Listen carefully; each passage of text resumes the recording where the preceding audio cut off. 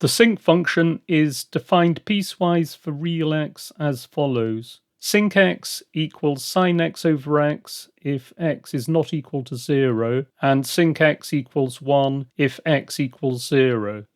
Part A. Show that the turning points of the sinc function for x greater than 0 occur when x equals tan x. Turning points occur when d by dx of sinc x equals 0, which means that d by dx of sin x over x equals 0, because we are considering the region where x is greater than 0, i.e. we are using this part of the definition. Now, to perform the derivative, we can use either the quotient rule or the product rule, and here I will use the product rule. So we rewrite sin x over x as sin x times 1 over x, and on applying the product rule, we obtain cos x times 1 over x plus sin x times negative 1 over x squared, which simplifies to x cos x minus sin x all over x squared, which must of course be equal to 0 for the turning points. But if a fraction is equal to 0, then the numerator must be equal to 0. So we have x cos x minus sin x equals 0, so that x cos x equals sin x, which gives that x equals sin x over cos x, with the condition that cos x not be equal to 0, and that condition requires that x is not equal to n minus 1/2 pi for integer n. And so simplifying sin x over cos x, we have that x equals tan x as required. Now we can note that the condition x equals tan x for the turning points depends on the condition cos x is not equal to 0, and we can ask the question, are these statements consistent? I.e., we ought to check that ruling out cos x being equal to 0 does not rule out solutions to the equation x equals tan x. But note that the limit of tan x as x tends to odd values of pi by 2 equals infinity, and so the equation x equals tan x can have no solutions at those values of x, because a finite value cannot be equal to an infinite value, i.e. the equation can only have solutions where x is not equal to n minus 1/2 pi, i.e. where cos x is not equal to 0, and so the statements are indeed consistent. And here we can see the graphs of y equals x and y equals tan x, and we can see that the equation tan x equals x has a solution here, which we can call x1, here, which we call x2, and here, which we call x3. And we can note that the gap between x sub n and the value of n plus 1/2 pi reduces as n tends to infinity. We can also note that the equation x equals tan x has exactly one solution for each branch of the tangent function. Part B. By considering the function f of x equals x minus tan x, show that the sinc function has exactly one turning point for x lying between n minus 1/2 pi and n plus 1/2 pi for integer n. And we should note that these inequalities define these intervals, pi by 2 to 3 pi by 2, and so on. And so this question is asking us to prove that which we have already noted from the diagram shown at the end of part A. The turning points of the sinc function occur where x equals tan x, but we can't even solve this equation exactly. So how can we possibly say anything about the number of turning points in any particular range? Well, first note that the equation x equals tan x is equivalent to saying that f of x, which equals x minus tan x, equals 0. So we need to try to figure out where f of x crosses the x-axis, because it is for those x values that the turning points of the sinc function occur.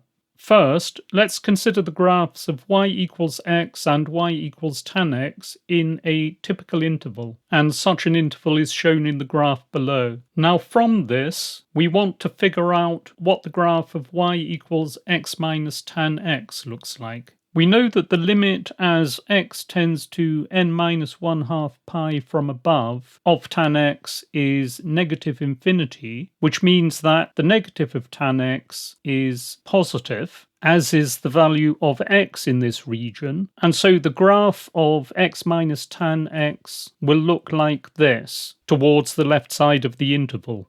We know that tan of n pi equals 0, so the point shown in blue on y equals x will appear on the graph of x minus tan x unchanged, like so.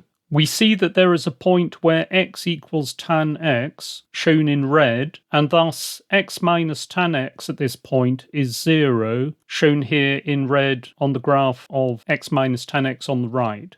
We know that the limit as x tends to n plus 1/2 pi of tan x from below is infinity, which means that x minus tan x will be negative on the right side of the graph. And so the graph of x minus tan x appears below the x-axis, like so.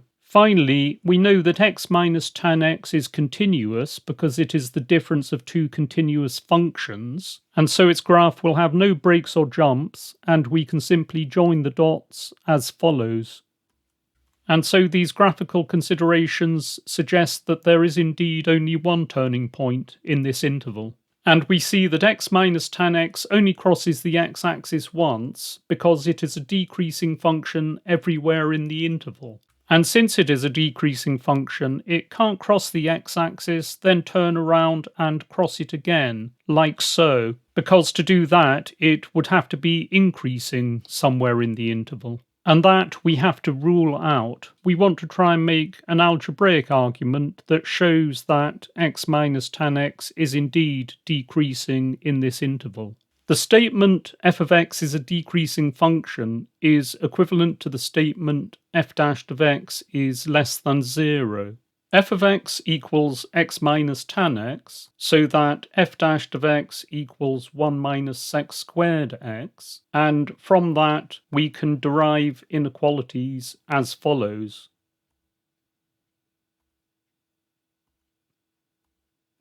So f dashed of x is less than 0 is equivalent to the statement cos x lies strictly between -1 and 1, so that x is not equal to n pi for integer n.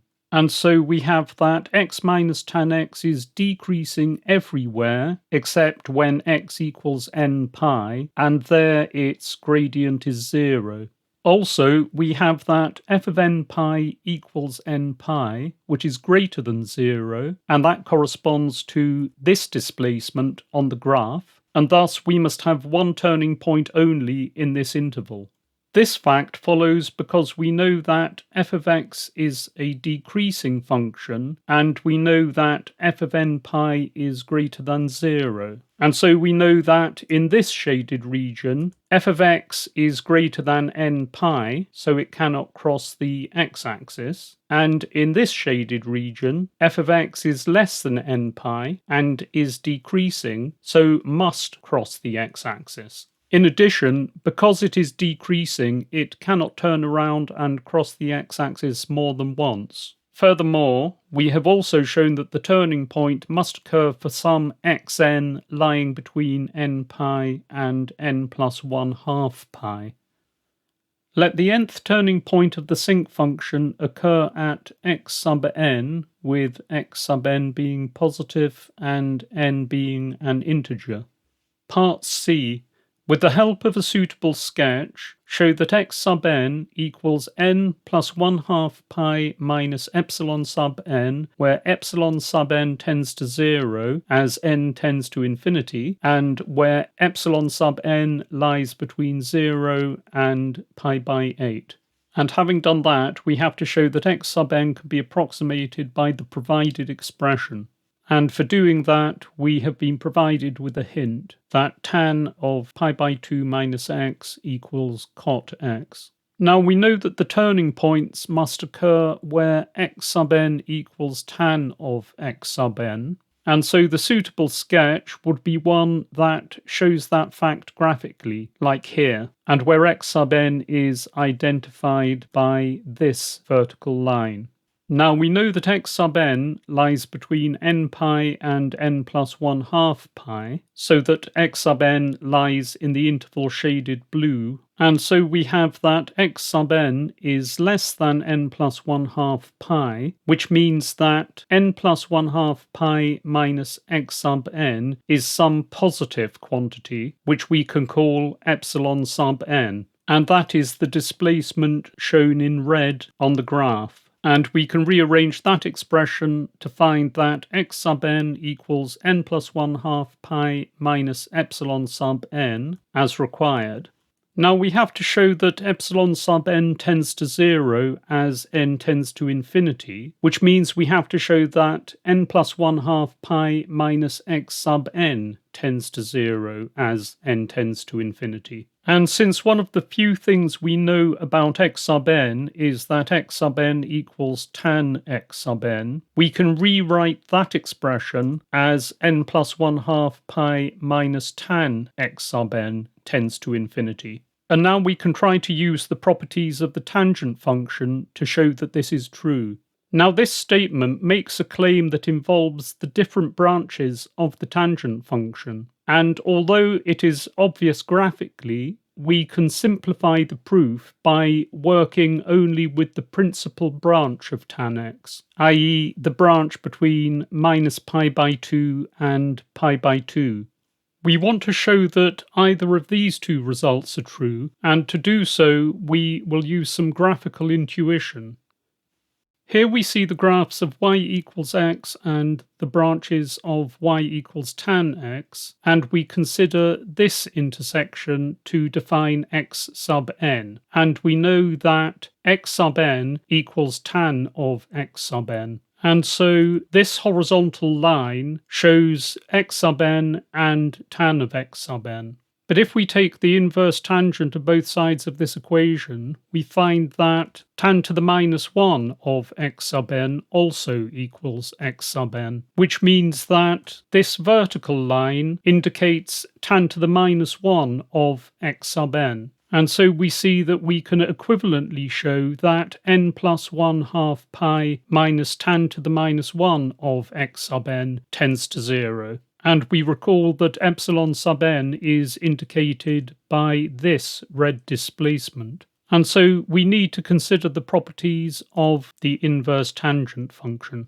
Now we know that tan to the minus 1 of x sub n equals n pi plus arctan of x sub n. This is a standard property of the arctan function, where arctan is the principal inverse tangent. It's the value that lies between negative pi by 2 and pi by 2, which for this particular value of x sub n is shown by this vertical line on the graph. And so this relationship in the green box is indicated by this displacement plus this displacement, where the second displacement has a value of n pi. And using the relationship in the green box, we can rewrite epsilon sub n as follows. And so we see that epsilon sub n is also represented by this red displacement on the graph, which is a pretty obvious result, but it's nice to show it formally using the properties of the functions. Now we know that arctan x tends to pi by 2 as x tends to infinity. This is a standard property of the arctan function. And we also know that x sub n tends to infinity as n tends to infinity. And so combining those facts, we have that epsilon sub n, which equals pi by 2 minus arctan of x sub n, tends to 0 as n tends to infinity, as required. We can also note that from the known behavior of the arctan function, epsilon sub n must form a decreasing sequence, as shown here, with epsilon sub 1 being the largest value in the sequence. Now we must also show that epsilon sub n lies between 0 and pi by 8. And in part B, we saw that epsilon sub n must lie between 0 and pi by 2, so we have to improve the upper bound. And the upper bound of pi by 2 came from noting that f of n pi, where f of x equals x minus tan x, equals n pi. Now we need to show that this inequality holds for all epsilon sub n, but since epsilon sub 1 is the largest of all the epsilon sub n's, then we need only show that the inequality is true for epsilon sub 1. Here we see a graph of y equals x and y equals tan x, with x sub 1 and epsilon sub 1 as shown. And if we subtract a displacement of pi by 8 from 3 pi by 2, we reach 11 pi by 8. And to copy the logic that we used in part B, we need to show that f of 11 pi by 8, which is indicated by the blue line, is greater than 0. And so we need to show that f of 11 pi by 8, which equals 11 pi by 8 minus tan of 11 pi by 8, is greater than 0. And so we need to compute the value of tan of 11 pi by 8. Now we know that tan of 11 pi by 8 equals tan of 3 pi by 8 because of this standard identity, and we shall call that quantity t. Also, we see that tan of 3 pi by 4 equals tan of 2 times 3 pi by 8, which equals 2t over 1 minus t squared using the double angle formula for tangent, which itself follows from the addition formula for tangent by setting x equals y equals t. And finally, we know that tan of 3 pi by 4 equals minus 1. And from that, we see that t squared minus 2t minus 1 equals 0, which we solve to find that t equals 1 plus or minus root 2. But with tan of 3 pi by 8 being positive, we have that tan of 3 pi by 8 equals 1 plus root 2, which equals tan of 11 pi by 8. Now, to demonstrate the inequality, we note that 11 pi by 8 is greater than 4, and tan of 11 pi by 8 is less than 3, so that minus tan of 11 pi by 8 is greater than minus 3. And on adding those inequalities, we find that f of 11 pi by 8 is greater than 4 plus minus 3, which equals 1, which is greater than 0. And so it follows that epsilon sub 1 lies between 0 and pi by 8, which means that epsilon sub n lies between 0 and pi by 8 for all n, as required. Finally, we need to show that we can approximate x sub n with the expression given in the question. Now, at present, we know that x sub n equals n plus 1/2 pi minus epsilon sub n, where epsilon sub n lies between 0 and pi by 8. We know that x sub n equals tan of x sub n, and we have the hint given in the question that tan of pi by 2 minus x equals cot x, and of course cot x equals 1 over tan x. Now we need to construct an approximation, and so we may as well write down any obvious approximations that seem relevant in this context. We see that the tan function appears 3 times, and so the small angle approximation for tan may be relevant here, that tan of x is roughly x if x is close to 0. Now, this approximation is only useful when x is small, and often we say that x has got to be less than about 10 degrees, which is pi by 18 radians. And so an obvious question is, do we actually know any small quantities to which we can apply this approximation? Of course, we know that epsilon sub n lies between 0 and pi by 8, and indeed that is the only quantity for which we have some kind of estimate. But pi by 8 is larger than pi by 18, so the question here becomes, is epsilon sub n too large for this approximation to be useful? Now, we can't be sure at this point, but we can note that for x equals pi by 8, the small angle approximation for tan x gives an error of about 5%. And so bearing that in mind, we'll try to create an expression containing tan of epsilon sub n, to which we can then apply the small angle approximation. Now we know that x sub n equals tan of x sub n, and somehow we have to involve epsilon sub n, but we know that x sub n equals n plus 1/2 pi minus epsilon sub n, which allows us to write x sub n equals tan of n plus 1/2 pi minus epsilon sub n. Now the question is, what do we do with this expression? At first sight, it may seem that the tan addition formula may be appropriate, but in fact that will go nowhere since tan of n plus 1/2 pi equals infinity. We have, however, been given a hint, so could we use the hint? At first sight, it seems perhaps not, because here we have pi by 2, and here we have n plus 1/2 pi. But that is misleading, because in fact, tan of n plus 1/2 pi minus x equals tan of pi by 2 minus x, as we saw earlier in this problem. And now we can apply the hint as follows. And so now we can use the small angle approximation to write x sub n is approximately equal to 1 over epsilon sub n. So we have some kind of approximation for x sub n, but we need to be seeing an n plus 1/2 pi term as well. Recalling this relationship allows us to write x sub n equals n plus 1/2 pi minus epsilon sub n, which is approximately equal to 1 over epsilon sub n, which gives us the required n plus 1/2 pi term. So this perhaps looks a little closer to the final result, but in fact we still have to eliminate epsilon sub n because the approximation that we need involves no epsilon sub n terms. And in fact that is quite easy because we can write epsilon sub n is approximately equal to 1 over n plus 1/2 pi minus epsilon sub n, which allows us to make the following approximation.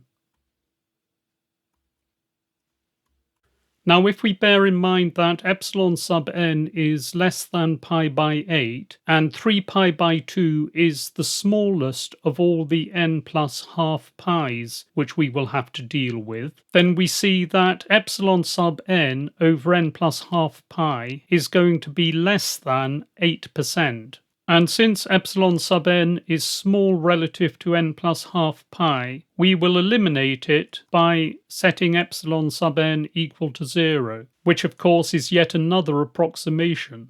And we do so to find that x sub n is approximately equal to n plus 1/2 squared pi squared minus 1 over n plus 1/2 pi, which is not the result we want. On the other hand, it is quite similar to the result we want, and we may wonder what went wrong. Well, in fact, it's fairly clear. We eliminated epsilon sub n, but we must have eliminated it too soon. So we fix that up by replacing epsilon sub n here not with 0, but with this expression again. And when we do so, we get this second approximation for x sub n as follows.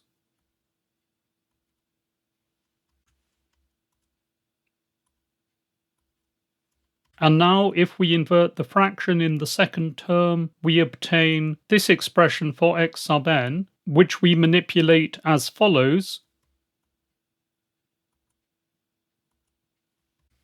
And we have the required approximation for x sub n.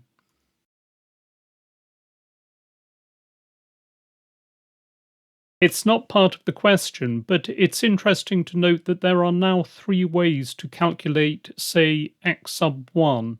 The exact value defined by x sub n equals tan of x sub n, the first approximation, and the second approximation. And if we calculate x sub 1 to 4 decimal places using those 3 methods, we obtain the following results, where the percentage errors for the first and second approximations are the rather respectable plus 0.15% and negative 0.07%.